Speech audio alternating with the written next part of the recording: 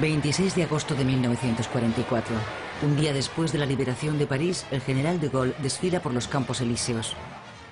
En torno a él, miembros del Consejo Nacional de la Resistencia, oficiales, la muchedumbre, la euforia.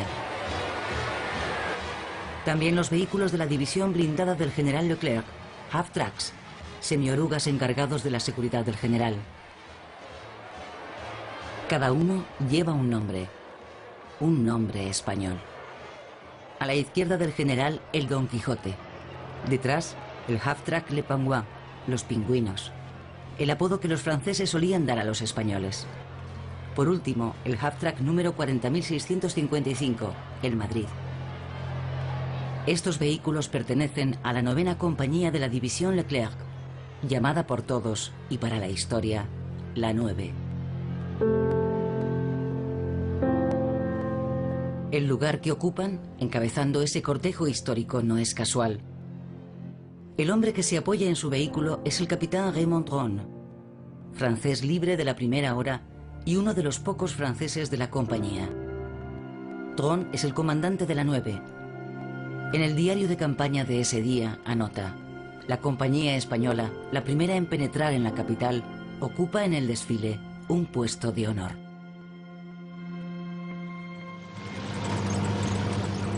El 24 de agosto, las defensas alemanas habían obligado a Leclerc a detenerse a pocos kilómetros de París. París se ha sublevado. Había que entrar a toda costa en la capital. Leclerc lanza en avanzada a su 9ª compañía, la 9.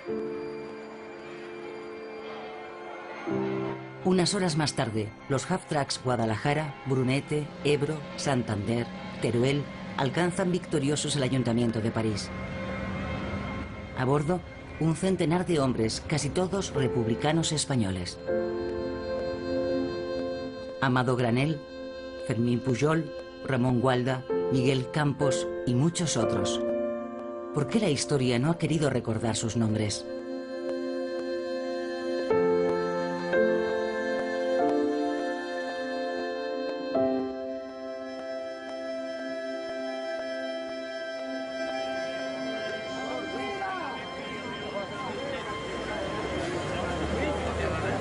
Agosto de 2004. Tras 60 años de silencio, París rinde homenaje a sus olvidados libertadores. Messieurs Manuel Fernández et Luis Royo Ibáñez, derniers survivants des républicains espagnols engagés dans la 2e DB, a nous rejoindre. Merci. Luis Royo y Manuel Fernández son los últimos supervivientes de esa historia olvidada.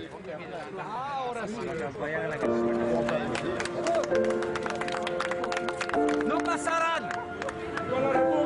¡No pasarán! Este ha reconocido que los republicanos españoles, que esto no lo reconocieron. Yo tengo que reconocerlo hoy. Es un buen momento que se ha reconocido el aporte español. Republicano español, sí, español. No español, es republicano español. Exactamente. Eso no es lo mismo. Exactamente.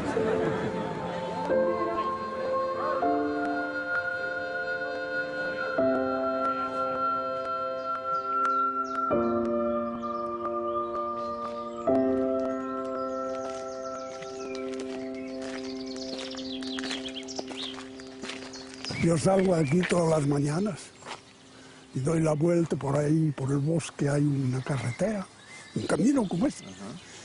Y vengo a salir aquí, luego doy la vuelta al charco y ya está, hace 2 o 3 kilómetros. Manuel Fernández vive hace más de 10 años en una residencia de ancianos en la Bretaña francesa.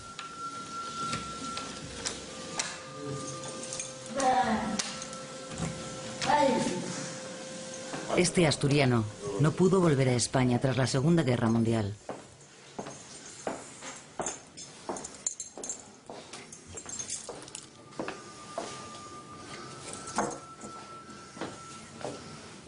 Cuando se terminó la guerra, yo estaba en París, estaba aún en el hospital de Valdegracia.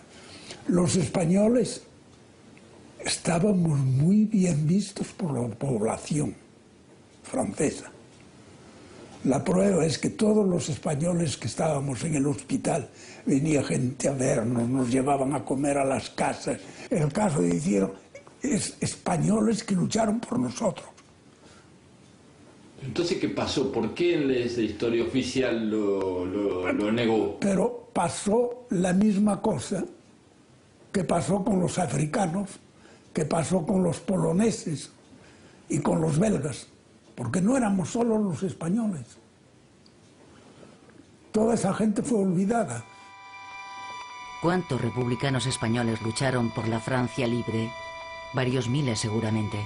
En esta foto de junio del 44 vemos a algunos de los 150 hombres de la 9. Solo sobrevivieron 16. De su lucha contra el nazismo solo perduran los cuadernos de ruta de su jefe, el capitán Dron, que su hija Colette conserva intactos en su casa de la Sarthe, en Francia. Voyez, là j'ai plein de trucs encore, mais ici j'ai le carnet de marche de mon père, j'ai ces carnets de marche là, j'ai des choses précieuses ici, si vous voulez. Là il y a tous les vieux papiers, il y a ici le double du journal de marche. Vous voyez, forces françaises combattantes, 3e bataillon, la 9e compagnie, tout ce qu'il a écrit concernant la campagne de la 9, on l'a là.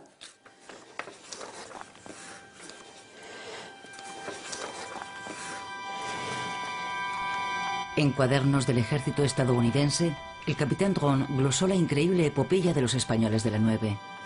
Pero la historia de aquellos hombres habría que buscarla más allá, en los comienzos de la joven República Española y en su lucha contra el alzamiento del general Franco. El coronel Dron decía que éramos diferentes a los demás, porque nosotros luchábamos por un ideal, y era la verdad. Nuestro ideal era la libertad, no era una bandera. Era un ideal que es muy diferente que el que llaman y que le dicen tú es tu turno de venir. Nosotros fuimos voluntarios para defender la libertad, eso que Franco nos retiró. Y siempre con la mira de decir esto nos llevará a atravesar los Pirineos y traer la libertad a España.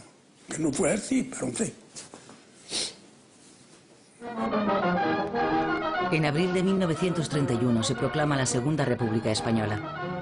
El pueblo español derriba la monarquía, terminando con el poder absoluto de los militares y la Iglesia.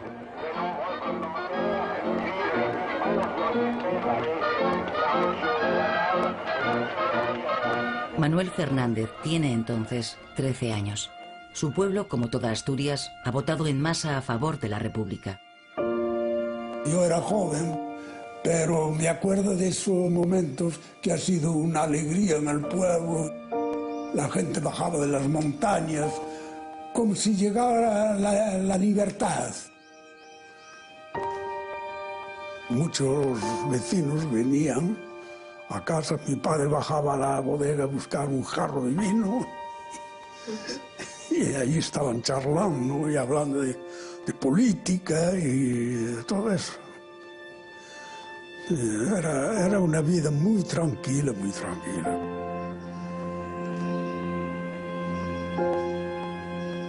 Me acuerdo cuando dieron el voto a las mujeres, que las chicas del pueblo bailaban de contentas porque iban a ir a votar con los hombres y todo, me acuerdo de eso.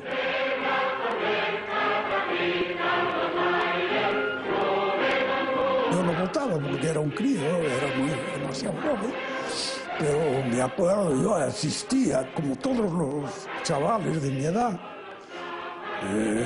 asistíamos a las reuniones. Allí no había ni guardia civil, ni había nadie que controlara, les metían en la calle en la reunión. Pero los problemas vinieron después porque había orejas. Y claro, cuando los falangistas llegaron, hicieron la represión terrible allí. matando gente que nunca se había metido con nadie. En julio de 1936 estalla el golpe militar contra la República. En pocas semanas, el general Franco se apodera de la mitad de España y desata una guerra sangrienta. Asturias se mantiene leal a la República. Marentes, el pueblo de Manuel, cae rápidamente en manos de los franquistas. Y cuando hemos visto eso, había gente que estaba escondida en el monte. Y yo me reunía con ellos en el monte. Y un día decidimos entre todos de marcharnos. Nos hemos marchado a través de las montañas y pasamos para el lado de los republicanos. Hacer la guerra como todo.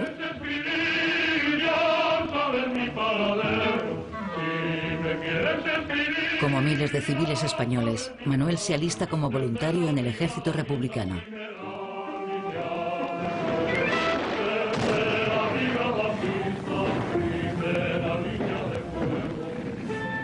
El catalán Luis Royo desfilaría por los Campos Elíseos en agosto del 44 al volante del Madrid. Cuando la guerra estalló en Cataluña, apenas tenía 17 años. Llegó un momento en que la guerra se puso mal. Bombardeaban Barcelona cada día. Y cayeron bombas, pues, a 100 metros de casa.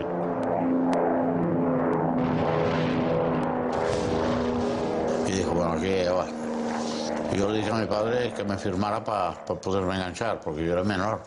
La mayoría a los 18 años. Yo tenía únicamente 17. Y mi padre, y lo hizo, me firmó. Las tierras de España, la grande, la sola, desiertas llanuras. Galopa caballo cuatralbo, jinete del pueblo, que la tierra es tuya. A galopar, hasta enterrarlos en el mar. A galopar, a galopar. Hitler y Mussolini ponen sus ejércitos al servicio de Franco. Francia e Inglaterra proclaman la no intervención y se desentienden de la República Española. Como un signo precursor de la guerra relámpago que asolaría Europa, los aviones alemanes de la Legión Cóndor invaden el cielo de España. 15.000 oficiales de la aviación nazi participarán en la guerra franquista. Arrasan Guernica y bombardean sistemáticamente Madrid, Barcelona y las principales ciudades de la España republicana. Con un ejército mal equipado, compuesto mayoritariamente de civiles y de voluntarios del mundo entero, la República resiste 3 largos años. Cada vez que nosotros atacábamos, logramos el éxito, logramos lo que queríamos. Pero venían luego los italianos, los alemanes, y las bombas y la artillería, y ahí se unían.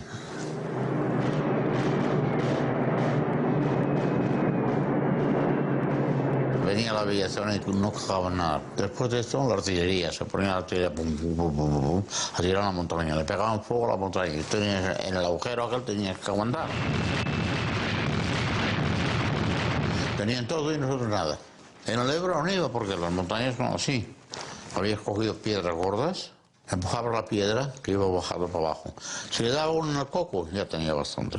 Eran piedras gordas así, ¿sabes? Yo no venía con muertos franquistas, no venía uno, pero muertos con los nuestros sí. Una tras otra, las provincias republicanas van cayendo en manos de los franquistas. Manuel Fernández es capturado y conducido a la prisión de León, base de apoyo de la Legión Cóndor. Allí tendrá su primer encuentro con militares nazis. En San Marcos de León estábamos en una especie de patio, le llamaban el patio del Museo de San Marcos de León. Era verdaderamente un campo de exterminación. Casi todas las noches venía a buscar gente para fusilarlos.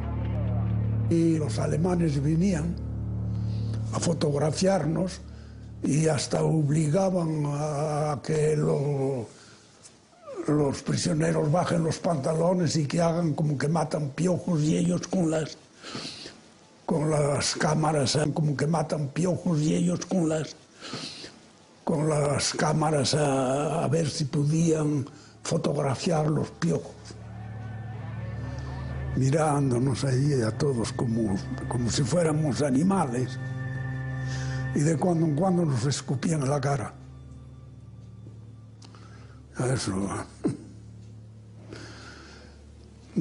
Eso son cosas que no pueden olvidarse.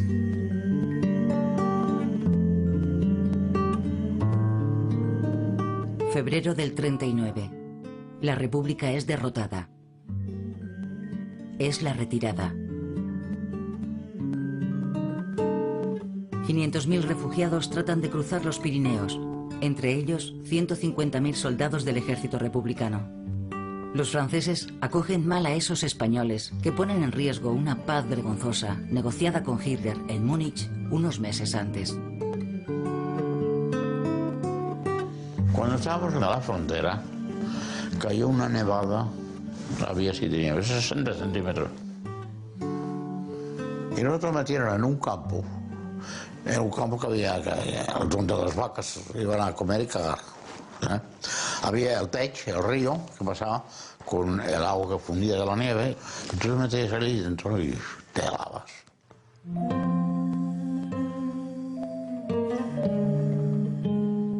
El gobierno francés abandona a esos refugiados en las playas del Mediterráneo, playas que rodea de alambradas estrechamente vigiladas. En Francia no había campus, no había nada. Lo fabricaron los españoles con madera que les dieron. Cuando el campo de Ade ya estaba para recoger gente, nos llevaron hasta Agde.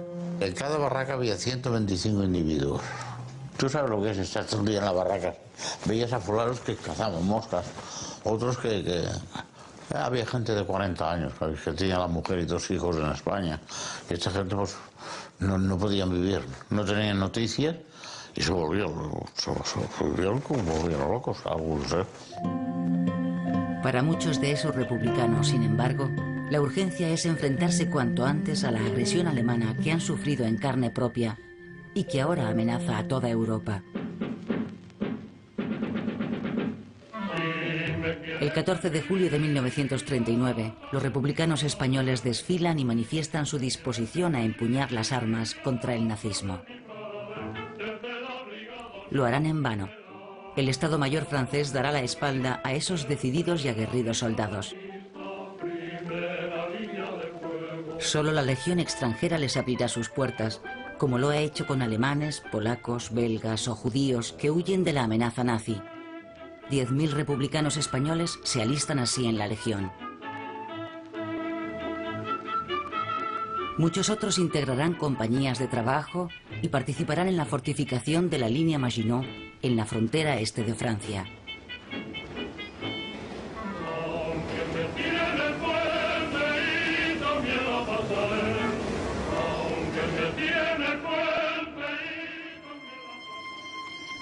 En mayo de 1940, Manuel Fernández logra evadirse de la prisión franquista, al mismo tiempo que Alemania lanza su gran ofensiva contra Francia. Yo tenía una cosa en la cabeza contra los alemanes. En Francia había la guerra y era una ocasión para vengarme, ni más ni menos. Y cuando he tenido la ocasión, que he visto la buena oportunidad de pasar la frontera, la pasé, y nada más llegar a Francia, al día siguiente ya estaba en un cuartel. Yo no vine a Francia para ir a encerrarme en un campo, no, yo vine, ¿qué viene usted? Yo vengo a hacer la guerra. Al cabo de unos 8 o 10 días, ya nos llevaron por al frente, con la Legión extranjera.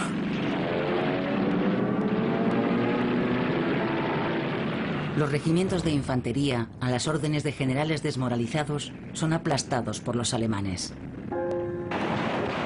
Los mismos oficiales que se burlaban de los republicanos españoles, calzados con alpargatas, no pudieron resistir 5 semanas la ofensiva de la Wehrmacht. Eso ha sido para mí la más grande desilusión de mi vida. He tenido momentos que he llorado como un niño.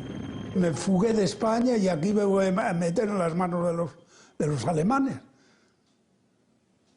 porque no se veía el ejército organizado, ni un oficial con ánimo, nada más correr para atrás.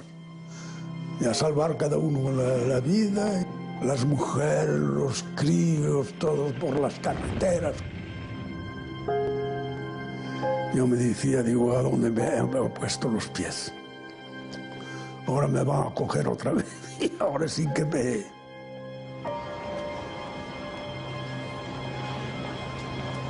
El 17 de junio de 1940, el gobierno francés pide el armisticio. En los campos de Alemania se hacinan más de 1 millón de prisioneros de guerra. Manuel consigue evitar el cautiverio y el terrible destino que aguarda a sus compatriotas prisioneros.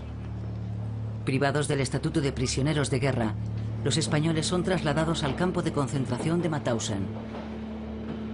Casi todos ellos serán asesinados.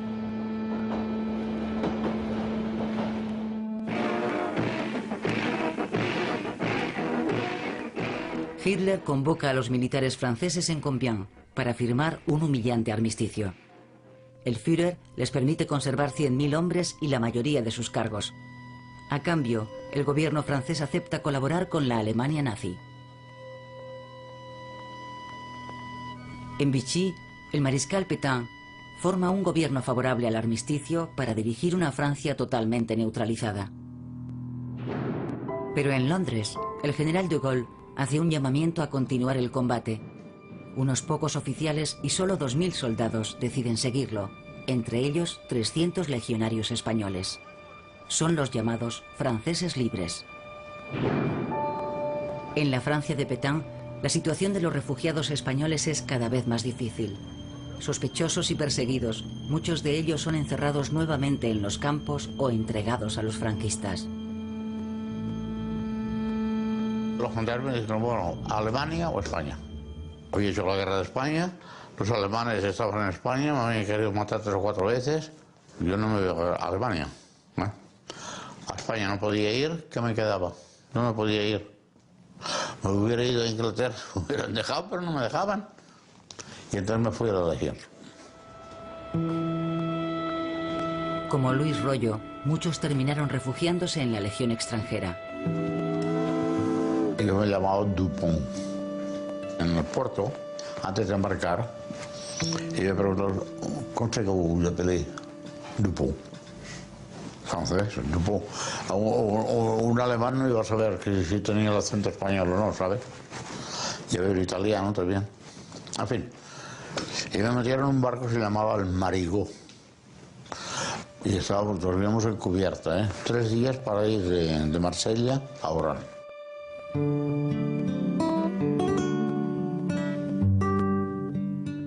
El norte de África se ha convertido en una segunda Francia, donde confluyen refugiados procedentes de toda Europa.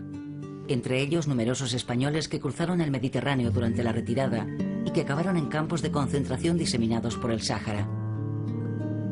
Junto a los españoles, comunistas y gaullistas castigados por el gobierno de Vichy. En estas fotos, un equipo de prisioneros españoles en las obras nunca finalizadas del tren transsahariano.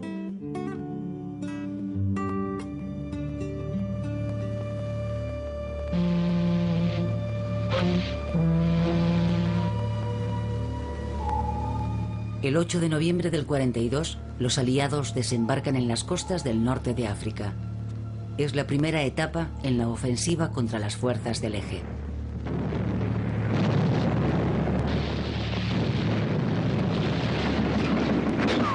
El ejército francés debe elegir entre continuar fiel a Pétain o pasar al bando de los aliados.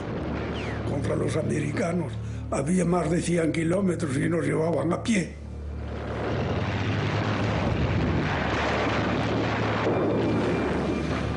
Y antes de que lleguemos al frente ya se había terminado. Los enfrentamientos provocarán más de 2.000 muertos. Finalmente, el ejército francés de África se une a los aliados. Los mandos cambiaron del día en la noche.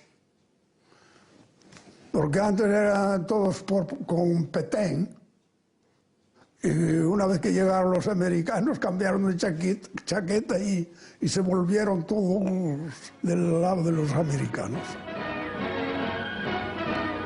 Y entonces han organizado el ejército francés para unirse al americano y luchar contra los alemanes. Ahí he dicho, digo, ahí está mi ocasión. Manuel es uno de los 3.000 primeros legionarios que el general Giraud envía a combatir al frente tunecino. Frente a ellos, el Afrika Korps del mariscal Rommel, considerado el mejor ejército del mundo. Nosotros íbamos armados y vestidos como en la guerra de 14-18, con un fusil que la mayor parte del tiempo no funcionaba, de viejo.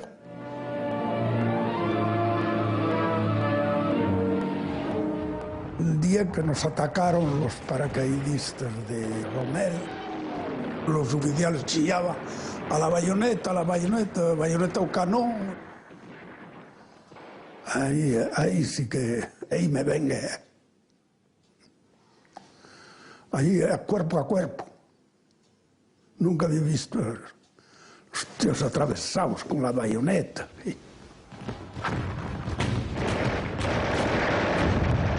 Al lado mío había un chico que tenía un fusil ametrallador, recibió una bala en la cabeza, el hombre cayó muerto. Yo tiré mi fusil y cogí el fusil ametrallador. Digo, con este al menos me defiendo y allí he podido defenderme. Pero había un fusil ametrallador para cada 20 soldados. Y allí cayeron heridos, muertos, otros prisioneros. Allí nos cogieron como ratas. Y yo me fugué de noche, herido. 2.000 legionarios españoles y belgas, en su gran mayoría, cayeron en aquella ofensiva. Al cabo de un mes de convalecencia, otra vez para el frente. Y llegué al frente por la mañana y me dice el sargento, oye, Fernández, llegas bien, atacamos esta noche. Y allí ya empezó el ataque que nos separó hasta que los alemanes se rindieron. La campaña de Túnez finaliza en mayo con una victoria decisiva. 170.000 hombres del Afrika Korps son hechos prisioneros. Verlos ahí por el suelo como estábamos nosotros, exactamente lo mismo. Y los he visto matando piojos, como nosotros estábamos. Digo, esto sí que es una venganza. Túnez, 5 de mayo del 43. Los enemigos de ayer desfilan juntos hoy.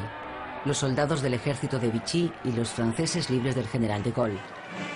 Manuel lo hace con la Legión extranjera. Tras ellos, el Cuerpo Franco de África, formado por miembros de la resistencia, apátridas, republicanos españoles, los poco antes considerados indignos del ejército francés, hoy son aclamados como héroes.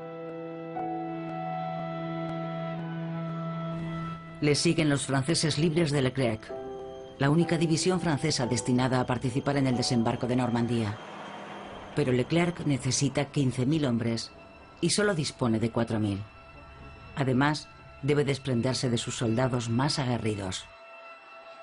Los americanos no querían negros en los desembarques en Europa, que tenían que ser todos blancos.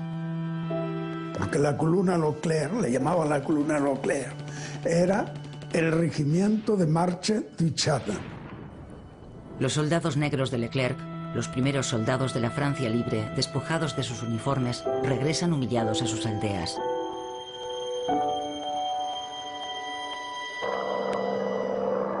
En mayo del 43, de Gaulle llega desde Londres. ¿Quién tomará el mando del Ejército de Liberación? ¿De Gaulle o Giraud, el general al frente del ejército de Vichy en África? Yo quería hacer la guerra con Leclerc. Oye, es una cosa que he tenido desde siempre. Porque yo opino que de Gaulle es un hombre que no aceptó a los alemanes y no aceptó nada. Y yo tampoco acepté a Franco ni lo otro. Las ideas de Gaulle a la época correspondían más con las nuestras que con las de los otros que eran de Pétain. Los oficiales de la Legión a nosotros nos consideraban como los rojos españoles, como revolucionarios, los rebeldes. Por ejemplo, tenía ustedes suboficiales superiores que decían: aquí no estás en España, aquí no se viene a hacer la revolución. Uno se callaba. Por contra, los oficiales que venían con De Gaulle, al contrario: has hecho la guerra de España, ¿sí? Bravo. Ambos sectores del nuevo ejército francés inician intensas campañas de reclutamiento. Los oficiales lo que querían eran españoles, porque éramos gente que teníamos ya una cierta experiencia, no solamente de la guerra de España, pero habíamos hecho todos la campaña de Túnez. Ya no éramos quintos. Manuel Fernández, Luis Royo y muchos otros españoles de la Legión y de los cuerpos francos abandonan en masa sus unidades y se unen al general Leclerc en las playas argelinas. Los excombatientes de la República Española recobran el espíritu del 36. Y nosotros que nos atiraba por ahí era, primeramente, las ideas de Gaulle, y segundo, que era una unidad española. De todas las unidades de combate, una compañía será totalmente española. Allí están el canario Miguel Campos, exmiembro de la columna Durruti. El arquitecto madrileño Van Bergen, apodado Bamba, oficial del Cuerpo Franco de África. El valenciano Amado Granel, exoficial superior del ejército republicano. En total, 150 republicanos. La 9 acaba de nacer. Para dirigir esta unidad tan especial, Leclerc escoge al capitán Raymond Dron, un golista de la primera hora. Dron escribe: fue Leclerc en persona quien me confió a los voluntarios españoles. Todos les tienen miedo, me dijo. Son buenos soldados, no le darán problemas. Había anarquistas, socialistas, republicanos moderados y algunos ultraduros seguidores del anarquista Durruti. Todos antifranquistas y antinazis. En mi primer discurso les hablé del gobierno provisional de la República Francesa.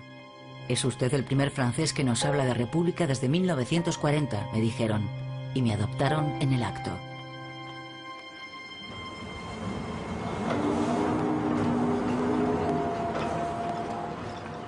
A las playas marroquíes van llegando armas pesadas, camiones, blindados, miles de toneladas de equipamiento estadounidense para la segunda división de Leclerc.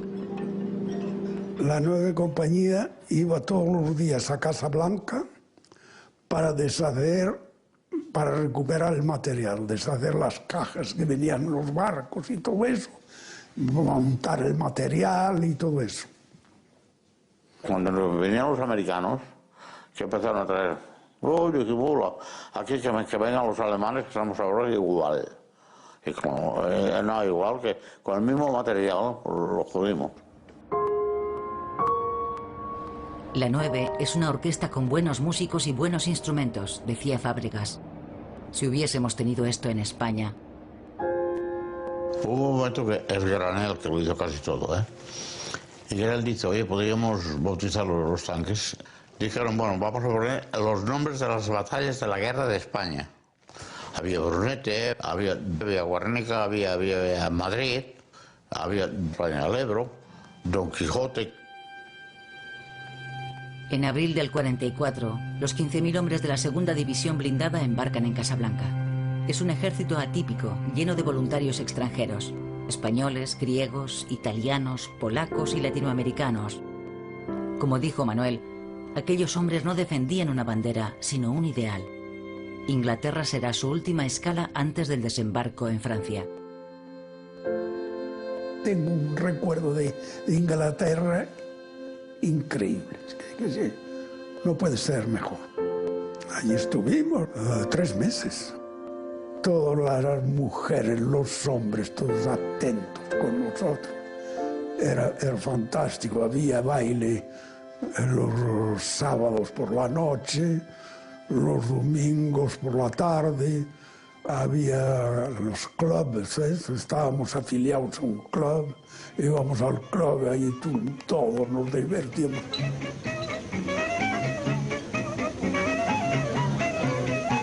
Yo iba muy a menudo a Hall, ¿sabes? Muy a menudo para comprar lo que fuera, el perfume, la brillantina, la barra de jabón y todo. Decía, bueno, ¿quién quiere ir a Hall? Yo como que tenía una media novia allí, Jean Farrow.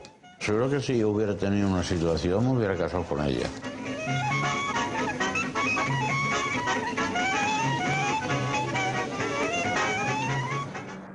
El 6 de junio del 44, en Inglaterra, Manuel, Luis Royo y sus compañeros asisten a los preparativos para el día D.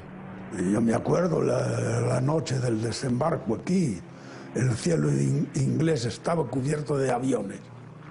Nunca he visto tal cosa. Nosotros lo mirábamos, era una noche clara. Se veían los aviones que venían de todas las partes, se juntaban y venga, y venga, y venga. Y yo decíamos nosotros, que los alemanes, ¿qué es lo que van a recibir? Esto, toda la noche. 2 meses más tarde llega su turno de desembarcar. Trond escribe: 4 de agosto de 1944. Las operaciones de desembarco comienzan a las 8 horas. A las 13 horas tocamos tierra francesa en las inmediaciones de la playa de la Madeleine. Un momento de emoción.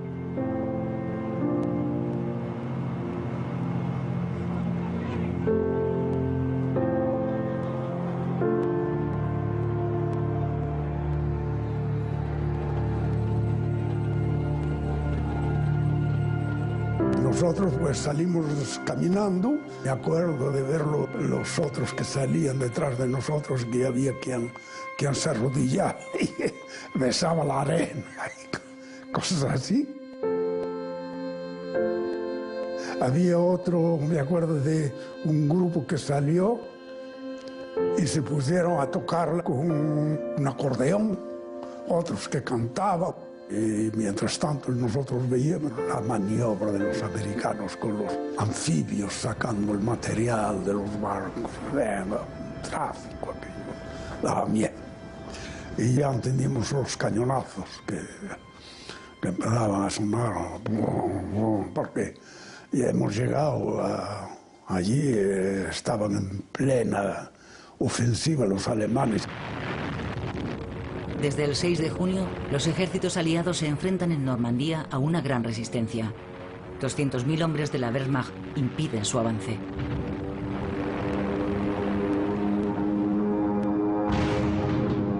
Los 15.000 hombres de la segunda división blindada han recibido órdenes de rodear a los alemanes por el sur, pero Leclerc lleva una orden prioritaria del general de Gaulle.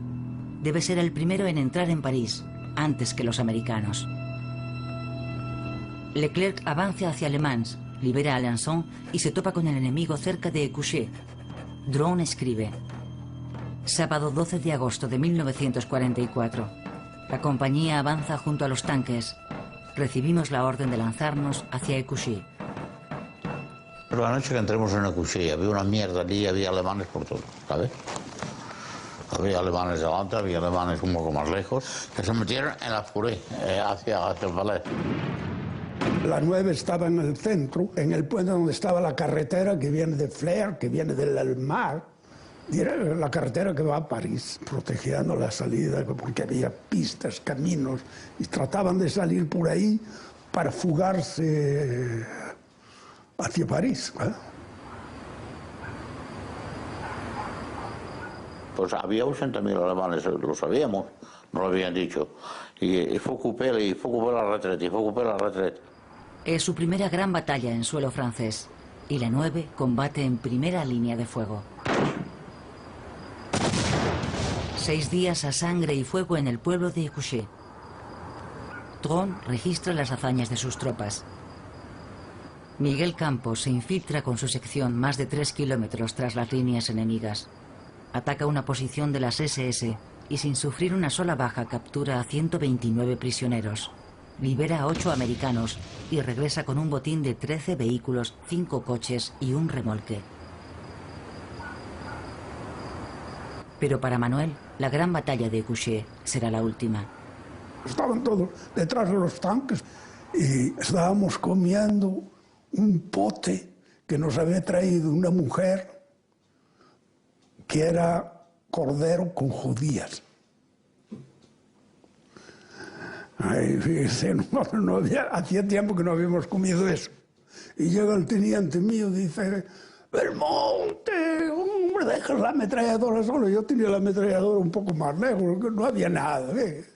Había uno que quería ir, digo, deja, voy yo, quedaros por ahí. Y subí con la cuchara en la mano. Y justo cuando llegué a la ametralladora había un coche que salía. Empecé a tirar y ahí un cañonazo. Y ahí terminó la aventura.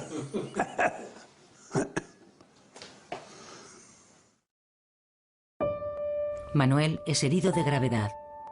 6 combatientes de la 9, 5 españoles y un ruso de las brigadas internacionales descansan en el pequeño cementerio de Écouché.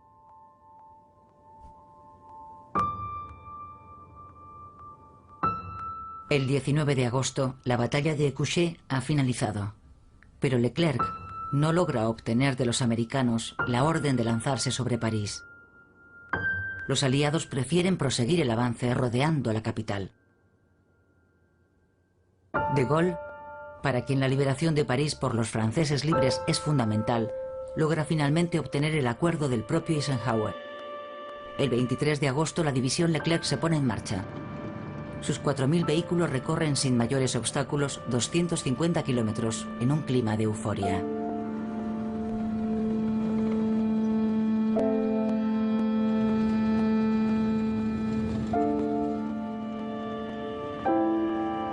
Llegando a París, el half-track Madrid del andaluz Gualda, conducido por Rollo, pierde una oruga.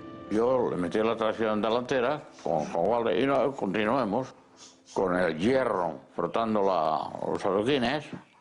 Uy, me hizo así el Leclerc, me paré. ¿Qué reparé? Seco, ¿eh? Oye, joder, ale, yo escaparíamos. Sabíamos que quedaban 10 kilómetros para París, ¿eh? Si había que pegar tiros en París, los pegábamos. No, fue reparé tout de suite. Solté el drapeau y voy a meter en Berna. Pero el 24 de agosto, Leclerc también debe detenerse. Su división se ve bloqueada por una defensa alemana a solo 15 kilómetros de París. Solo 15 kilómetros de París. La cuarta división americana podría adelantarle esa misma noche. En la capital, la insurrección había comenzado el 19 de agosto. Los insurgentes, dirigidos por las fuerzas francesas del interior, comunistas en su mayoría, han tomado la jefatura de policía, el ayuntamiento y las comisarías.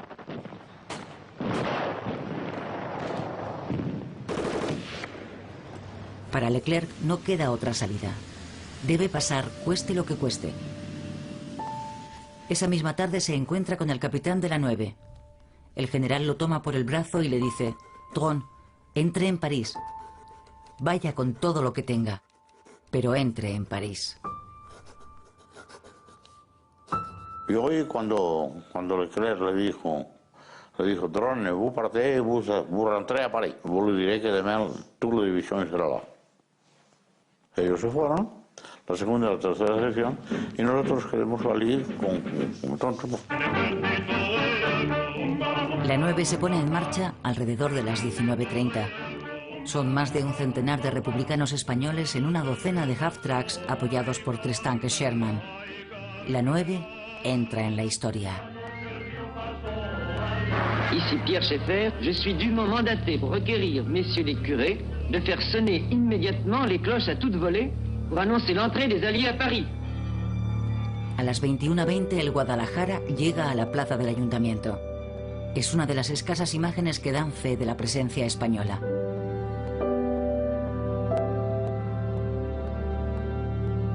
Otra imagen. El Haftrac Teruel. En la bandera se distinguen las franjas horizontales de la enseña republicana. Otro valioso documento, probablemente del 25 de agosto. El capitán Dron prepara el ataque a la central telefónica con el alicantino Amado Granel.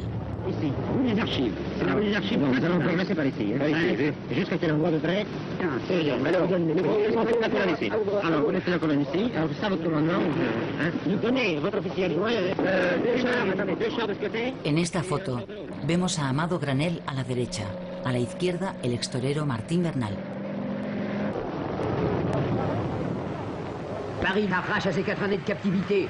Libération! Aquel 25 de agosto, París es liberada. La foto de Amado Granel sale en la portada del periódico Liberación. Pero la historia que se cuenta es otra. El capitán Dron se ha convertido en Bron. Y el blindado Guadalajara es ahora el tanque Romilly. En el ayuntamiento, De Gaulle pronuncia un discurso histórico. Pour la première fois depuis 4 ans, un micro français parle français. Paris. Paris outragé. Paris brisé. Paris martyrisé. Mais Paris libéré. Libéré par lui-même.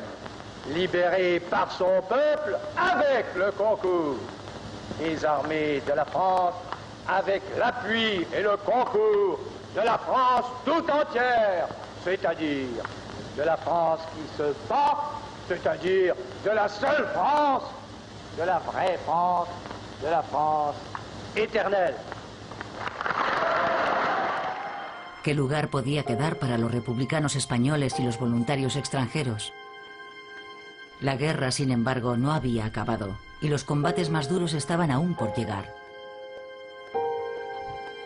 La 9 pagará un terrible precio.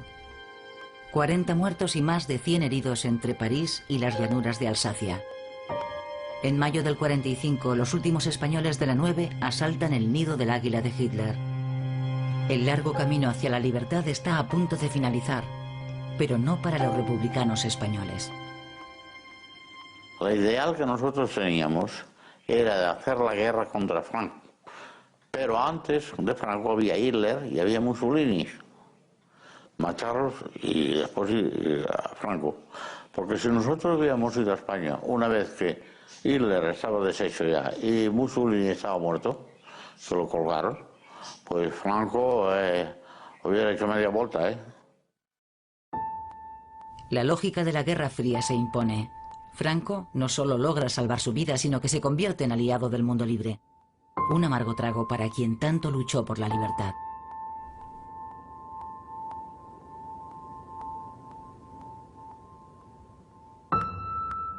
Nosotros todos teníamos en la cabeza el asunto de que íbamos a volver a España, que Franco iba a caer, que íbamos a volver. No, el resto no nos interesaba. Y finalmente, pues, la mayor parte murieron sin volver a España. Tras 8 años de combates, los supervivientes de la 9 quedaron como extranjeros en la Francia que habían contribuido a liberar. Luis Royo incluso tendrá que rendir cuentas por su deserción del ejército de Vichy. Cuando me quise naturalizar, me hicieron sacar los papeles del militar. Entonces dije, yo he hecho la guerra con el general de Gaulle, con el Chat. Y entonces escribieron allí a la Legión, a Mainet. Y Mainet me mandaron los papeles. Y esto es el papel que mandó. Y eso dijeron, deserción al interior en tiempo de guerra, del 13 de agosto de 1943, y aquí me condenaron a 10 años de cárcel. Solo la intervención del capitán Dron evitará su ingreso en la cárcel. El 25 de agosto me condenaron al día que liberamos París. La gracia, Sí. Mi mujer, cuando estaba aquí, en la silla de ruedas, Pues estas son familiares. Y bueno, y la foto del general Leclerc, que la tengo siempre aquí conmigo.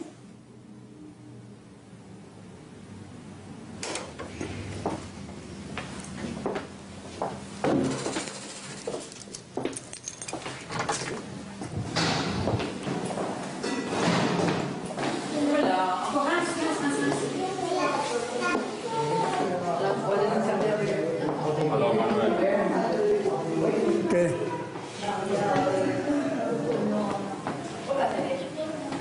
¿Estás arrepentido de haber hecho lo que ha hecho? No me arrepiento de nada. Hicimos lo que teníamos que hacer, lo que nuestras ideas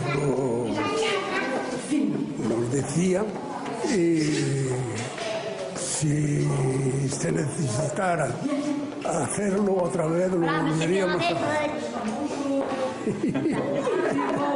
Bueno, adiós. Hasta la próxima. Hasta la próxima.